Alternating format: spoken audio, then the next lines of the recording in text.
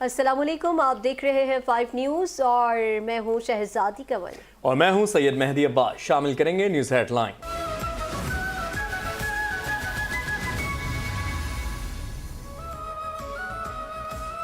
खैबर पख्तूनख्वा को दहशतगर्दों के हवाले नहीं होने देंगे। कहा जाता है केपी में ऑपरेशन नहीं करने देंगे। DGISPR लेफ्टिनेंट जनरल अहमद शरीफ चौधरी की प्रेस कॉन्फ्रेंस। कहा फौजी ऑपरेशन नहीं करना तो क्या दहशतगर्दों की बायत कर ले। कुछ अनासिर फितनल ख्वारिज के मंजूर नजर बनना चाहते हैं। पाकिस्तान में बैठकर अफगानिस्तान से मदद की भीख मांगी जा रही है। एक मखसूस जमात केपी में ऑपरेशन की मुखालिफत कर रही है। असेंबली में बैठकर झूठा बयानिया बनाया जाता है। डॉलर तो उन्हें मिलते हैं। फितनल ख्वारिज ने कभी इन पर हमला क्यों नहीं किया।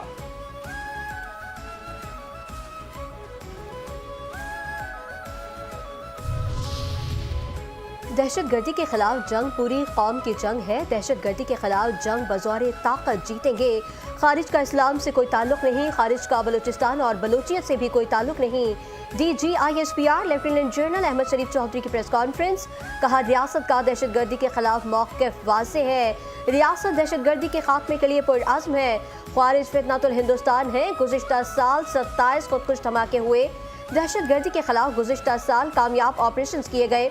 दुनिया ने पाकिस्तान के दहशतगर्दी के खिलाफ इक़दामात को सराहा।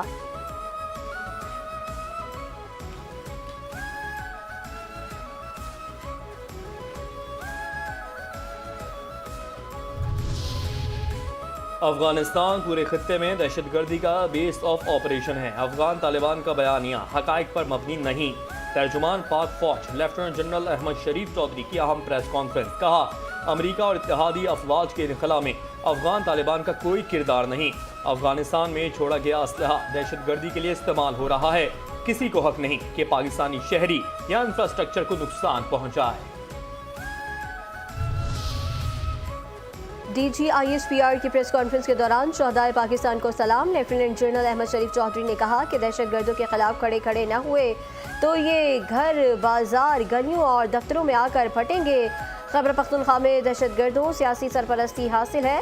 केपी में दहशतगर्दी के लिए मवाक़िफ़ सियासी फसा मौजूद है। क्रिमिनल टेरर गठजोड़ मौजूद है। दहशतगर्दी के खात्मे के लिए नेशनल एक्शन प्लान पर अमल दरामद जरूरी है।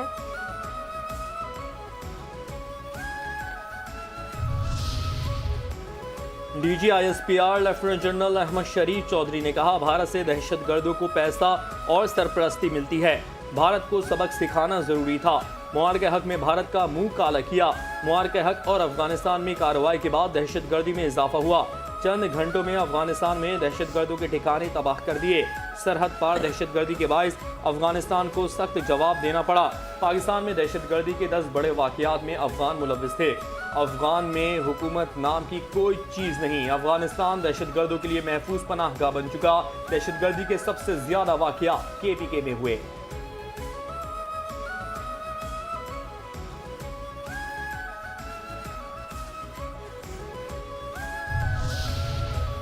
बांग्लादेश एयरफोर्स की सरबराह की क़यादत में आला दिफाई वफ़ का एयर हेडक्वार्टर्स इस्लामाबाद का दौरा। गार्ड ऑफ ऑनर पेश। पाक फ़ज़ाइया के सरबराह ज़हीर अहमद बाबर सिद्धू से चीफ मार्शल हसन महमूद खान की मुलाकात। ISPR के मुताबिक पाकिस्तान और बांग्लादेश एयरफोर्स में ऑपरेशनल ताउन और इदारा जाती हम आहंगी पर तबादला ख्याल।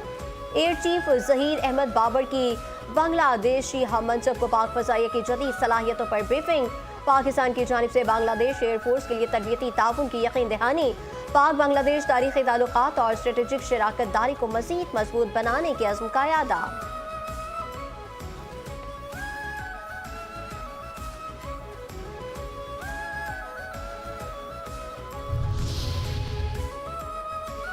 कराची के इलाके बल्दिया रईस गोट से 2000 किलो से जायद बारूदी मवाद की बरामदगी का मुकदमा दर्ज।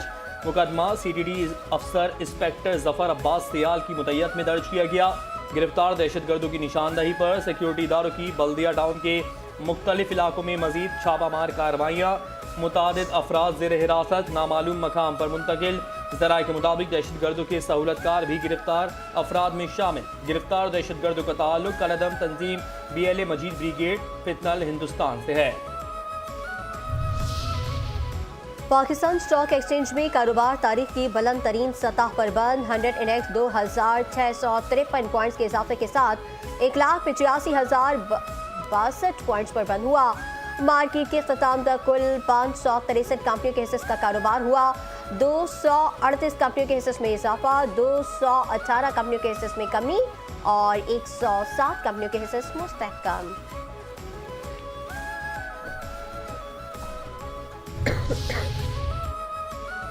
हुकूमत का बिजली सारिफीन को एक और रिलीफ देने का फैसला। IMF की शर्त पर कैप्टो पावर लेवी आयद करने से बिजली सस्ती करने की राह हमवार हो गई। हुकूमत की जानिब से कैप्टो पावर लेवी की रकम से माहाना बुनियादों पर बिजली का रिलीफ देने का मंसूबा। हुकूमती ज़राए का ये कहना है कि वफाकी काबीना की जानिब से कैप्टो पावर लेवी का रिलीफ बिजली सारिफीन को मुंतकिल करने की मंजूरी दी जा चुकी। वफाकी हुकूमत ने कैप्टो पावर प्लांट्स पर मरहलावार 20% तक लेवी आयद करने का कानून लागू किया है। कैप्टो पावर प्लांट्स पर फौरी तौर पर 5% लेवी का निफाज किया गया है।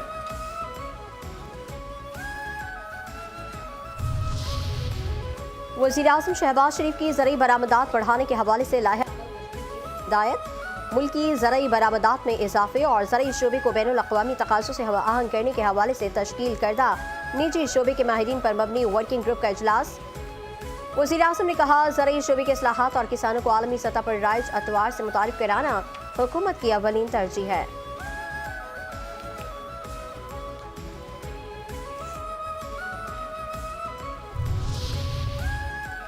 अदालत ने जो कह दिया समझो कह दिया।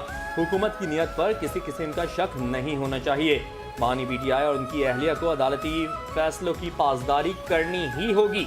वज़ीर आज़म के मुशीर राना सनाउल्लाह ने कहा कि हाई कोर्ट ने बानी से मुलाकात का तरीक़ेकार तय किया हुआ है। इस बार मुलाकात हुई तो बानी और उनकी अहलिया एक साथ ही थे। वज़ीर आज़म ने फ्लोर ऑफ दी हाउस मुज़ाकरात की पेशकश की। वज़ीर आज़म ने कौमी असम्बली इजलास के दौरान भी 2 बार दावत दी। वज़ीर आज़म ने चौथी बार काबीना इजलास में PTI को दोबारा दावत दी। PTI की जानिब से कहा जाता है कि उनके पास तो इख्तियार ही नहीं। वज़ीर आज़म इस्टेब्लिशमेंट और पार्टी लीडर को एतमाद में लेकर ही पेशकश करते हैं। अब ये कह रहे हैं जब हम तहरीक का ऐलान करते हैं हुकूमत मुज़ाकरात की बात कर देती है, ये फिर फरवरी में अपनी पहिया जाम तहरीक चला कर देख लें।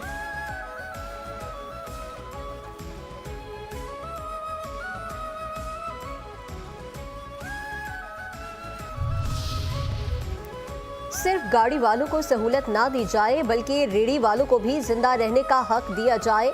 रावलपिंडी की इंसदादी दहशतगर्दी अदालत के बाहर शेख रशीद अहमद की मीडिया से गुफ्तगू। कहा, रेडी वालों का सारा सामान उलट दिया जाता है, रेडियां तोड़ दी जाती हैं, उनके साथ ज्यादती हो रही है, उनके घरों का निजाम नहीं चल रहा। कोशिश की जाए मुल्क से बेरोजगारी का खात्मा हो।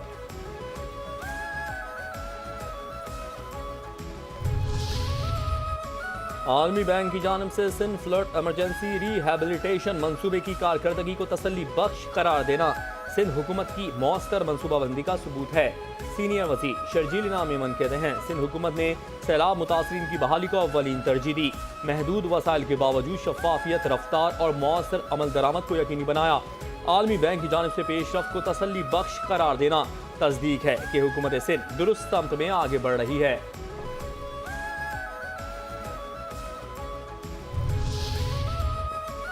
वेनेजुएला के सदर कैदियों की यूनिफॉर्म और हथकड़ियों में जकड़कर अदालत में पेश। जज ने इल्जामात पढ़कर सुनाए। सदर का इल्जामात तस्लीम करने से इनकार। कहा, मुझे अगवा किया गया, वेनेजुएला का सदर और महज़िब आदमी हूँ। जज ने मुकदमे में लंबी तारीख देते हुए सदर और उनकी अहलिया को 17 मार्च को दोबारा अदालत में पेश करने का हुक्म दे दिया।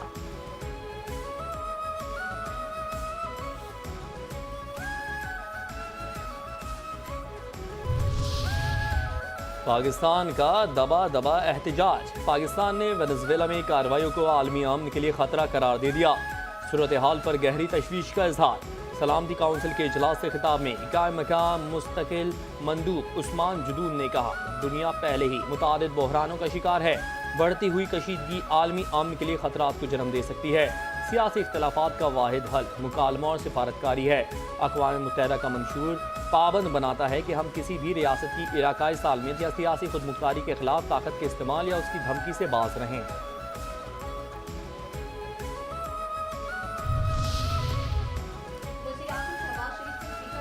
अयाज सादिक की मुलाकात। भारतीय वज़ीर ख़ारिजा से मुलाकात पर एतमाद में लिया। स्पीकर ने बताया कि भारतीय वज़ीर ख़ारिजा ने खुद मेरी नशिस्त पर आकर मुलाकात की, खुद अपना तारुफ कराया। मैंने भी उनका अहवाल दरियाफ्त किया। गैर रस्मी मुलाकात के दौरान मोहतात रवैया अख्तियार किया।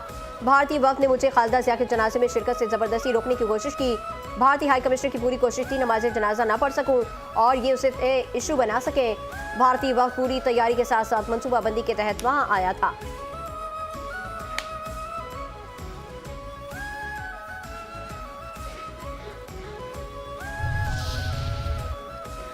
इस्लामाबाद हाई कोर्ट में पैमरा के टीवी चैनल्स को इश्तिहारात की सालाना आमदनी का 5% बतौर महसूल जमा कराने के नोटिस के खिलाफ केस। अदालत ने पाकिस्तान ब्रॉडकास्टर्स एसोसिएशन और टीवी चैनल्स की दरखास्त पर फैसला महफूज कर लिया।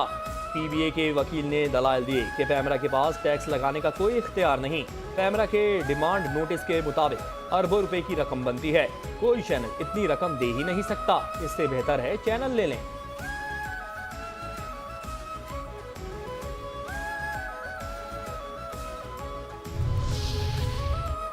पाकिस्तान कॉटन एक्सचेंज की इमारत की मिल्कियत का तनाज़ा। सिंध हाई कोर्ट ने केएमसी के हक में हुक्म इम्तनाई जारी कर दिया। तर्जुमान केएमसी के मुताबिक मेयर कराची ने केस खुद पेश किया।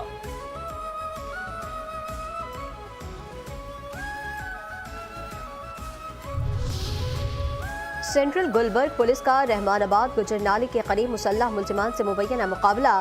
2 जख्मियों समेत 3 मुलजिमान गिरफ्तार। असलहा 7 मोबाइल फोन और 1 मोटरसाइकिल बरामद। कराची के इलाके बिन कासिम में चोरी की वारदात। नामालूम चोर घर के ताले तोड़कर सोने के जेवरात और नकदी चोरी करके फरार हो गए। अलमारियों से कीमती जेवरात और नकदी रकम समेत लूट ली। वारदात के वक्त घर में अहले खाना मौजूद नहीं थे। कराची में बैंक से रकम लेकर निकलने वाले शहरियों से लूटमार में मुलविस डाकुओं से केवाड़ी पाक कॉलोनी पुलिस का मुबैना मुकाबला। 3 खतरनाक डाकू मारे गए। असलहा और मोबाइल फोन बरामद। मुलजिमान डकैती की 35 से ज्यादा मुकदमात में पुलिस को मतलूब थे।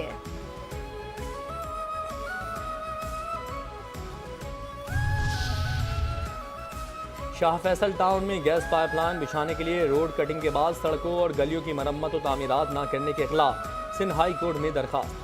चेयरमैन और वाइस चेयरमैन यूसी 3 ने मौक़िफ़ इख्तियार किया कि टीएमसी शाह फैसल की जानिब से एसएचजीसी को रोड कटिंग की इजाज़त दी गई थी। एसएचजीसी की पाइपलाइन की वजह से सड़कों और दीगर मकामात को जो नुकसान हुआ है उसकी फौरी मरम्मत करवाने का हुक्म देने की इस्तदा।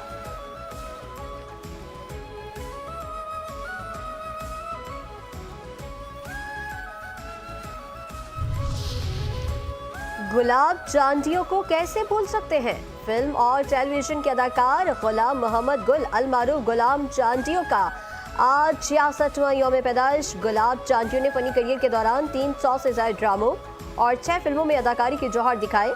गुलाब चांदियों ने 1980 में ड्रामा खान साहब से अदाकारी शुरू की। टीवी ड्रामों में बतौर विलन बहुत मकबूल हुए।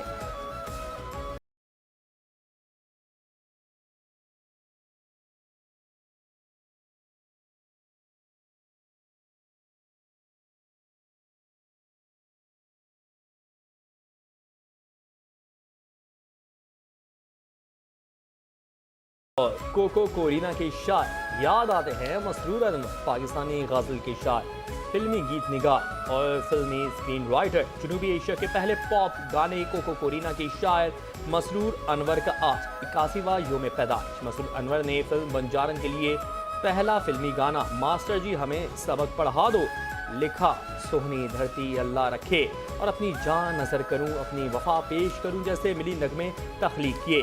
1997 में प्राइड ऑफ परफॉर्मेंस अवार्ड से नवाजा गया। 3 बार निगार अवार्ड हासिल किए।